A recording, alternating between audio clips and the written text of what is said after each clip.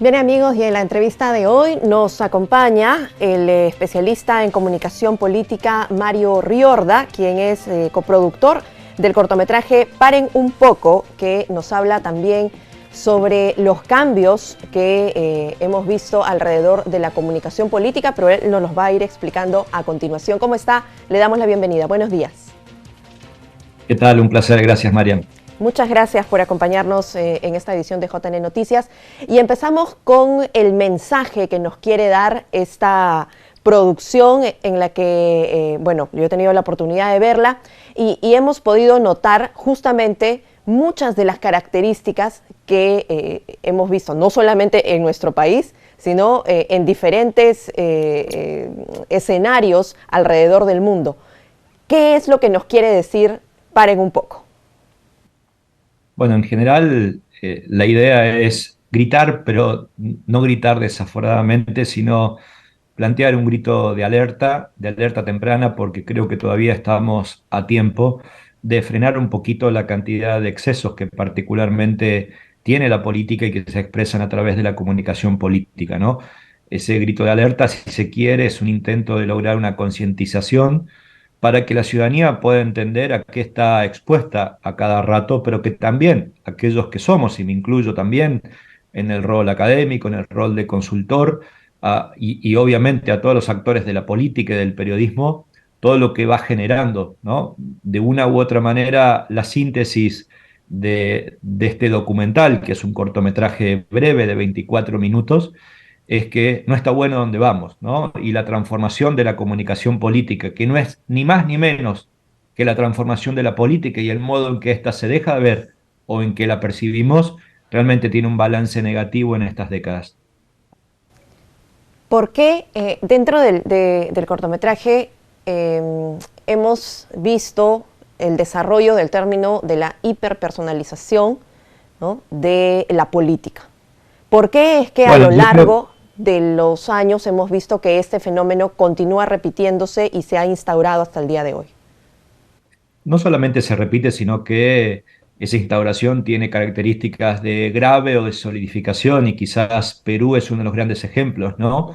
Cuando uno ve la oferta electoral muy disociada de la visibilidad o de todos modos el peso institucional que pudieran representar los partidos políticos, evidentemente estamos en este tipo de situaciones, ¿no?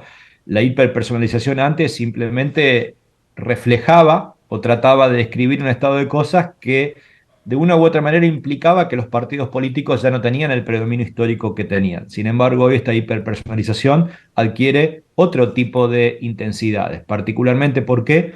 Porque implica que ya no solo las instituciones, partidos políticos, Estado incluso, tienen menos peso de las personas, sino que estas personas se empiezan a acomodar. Yo le llamo entallan una especie de instituciones como si fuera un traje a medida, ¿no? Yo diría una satisfacción individual de lo que quiero para gobernar, con pocos límites o por lo menos desafiando un orden institucional previo en el cual seguramente soy parte y empiezo gradualmente a desconocer. Entonces, esta hiperpersonalización que inicialmente se teorizaba como características de las campañas electorales, que implicaban que se posaba en general el debate público sobre dimensiones personales en vez de las propuestas, sus políticas públicas programáticas, hoy empieza a ser bastante más grave y ya no es solo una característica estética, diría, del proceso, en este caso electoral, o de los procesos electorales, sino en todo caso una deficiencia del sistema político que requiere límites. ¿Qué papel juegan en este sentido las redes sociales que ahora permiten que justamente se tenga mayor acceso a la información, por un lado, pero que también han llevado a que las campañas políticas se vuelvan más un show dentro de las redes sociales que una exposición de propuestas tangibles, ¿no?, y revisables, verificables por el electorado o la ciudadanía? Bien, como en mi caso ni soy historiador ni soy nostálgico, no sé si el mundo pasado fue mejor o peor que el actual. Sí está claro que lo que producen las redes sociales, que lo que produce la transformación digital, es que todo se sabe hoy, ¿sí? No quiere decir que todos conozcamos todo, sino que todo tiene una potencialidad de ser expuesto, de ser visto, de ser expandido, y por lo tanto se sabe o se lo conoce aunque no se sepa, ¿sí? Muchas veces vemos lo que imaginábamos que podía suceder, lo que veíamos en las películas que parecían guiones de ficción, son parte de la realidad. Eso por un lado. Sin embargo, eso tiene un costado positivo. El saber, el conocer, daría la sensación que tiene un costado positivo, aunque yo diría, este conocimiento extremo, ilimitado, muchas veces dificulta los niveles de decisión y uno queda absolutamente enclavado en un juego algorítmico de mis preferencias, ¿sí? Por otro lado, las redes sociales alimentan de alguna manera esa espectacularidad que especialmente la televisión posibilitó desde la década de los 80 en adelante y generan la posibilidad de que las campañas sean un verdadero show. Esto en sí mismo no es malo. El problema es que atrás de ello, atrás de ese juego, incluso estratégico, que posibilita el mundo digital, empiezan las radicalizaciones, ¿sí? Una de las características más notables de las redes sociales es que impactan en la verdad pasa a ser un bien privado, lo que yo quiero que sea verdad, lo que me gusta, lo que está cerca de mis creencias, de mi punto de vista previo. Perú lo sabe de sobra esto, ¿sí? Y por otro lado, esa manifestación parcial, esta manifestación erosionada de la verdad, produce niveles de radicalizaciones. Estas radicalizaciones van generando tribus, tribus públicas, tribus sociales, tribus digitales específicamente. Las redes sociales posibilitan, hacen más fácil esa agrupación tribal que tienen características. Se vuelven más radicales, como antes decía, empiezan a desconocer las normas del consenso público, ¿no? El orden instituido, la institucionalidad a secas, empiezan a pujar, a cuestionar sobre lo políticamente correcto, buscan o pujan por una celebración interna, propenden mucho más al aplauso de esa tribu que a la aceptación social. Entonces empieza a haber tribalismos radicalizados Ujú. que niegan la verdad o la verdad pasa a ser un segundo plano en el marco de sus preferencias. E imagínate una cantidad de tribus pujando, peleando en ese mundo prácticamente distópico que generan las redes sociales, y claramente ese balance que había arrancado con el auge de las redes sociales, yo diría de corte optimista. Si recuerdas la idea de la horizontalidad, la idea de que todos pudiésemos hablar, una idea de democraticidad plural de escala planetaria, empieza a ser algo que cada día preocupa mucho más y tergiversa la calidad de lo que circula en términos informativos y de contenidos, complejiza la toma de decisiones y hace o genera que la gente busque refugios en esas tribus. Los extremos están imponiéndose cada vez más dentro de la sociedad, los extremos políticos, ¿no? Y la intolerancia hacia quienes no se encuentran dentro de un lado hacia la derecha, por ejemplo, o un lado hacia la izquierda o en cualquiera de estos estamentos.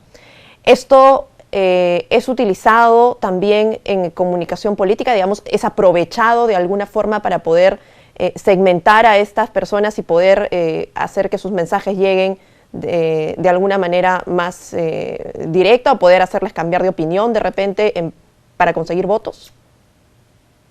Yo no sé si muchas veces la idea de cambio de opinión es lo que sucede, sino más bien de radicalización o de sedimentación de una opinión Ujú. previa que ya existía, ¿sí? Eh, Se le llama en la ciencia política la estabilidad de las preferencias. Hay bastante más estabilidad de lo que uno imagina.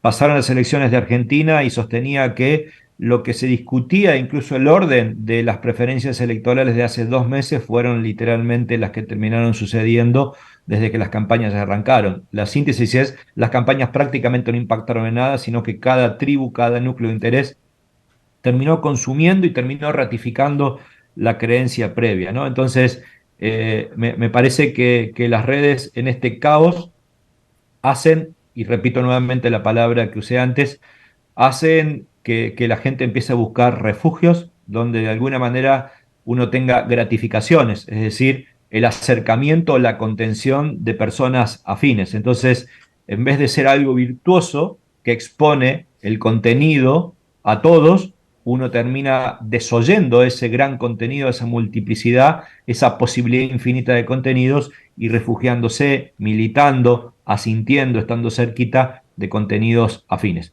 No es nuevo, los inicios de los estudios de comunicación de masas hace prácticamente 80 años decían lo mismo, pero solo que la oferta mediática era muy finita, era muy chiquita, ¿sí? Hoy esto se expande prácticamente sin límites.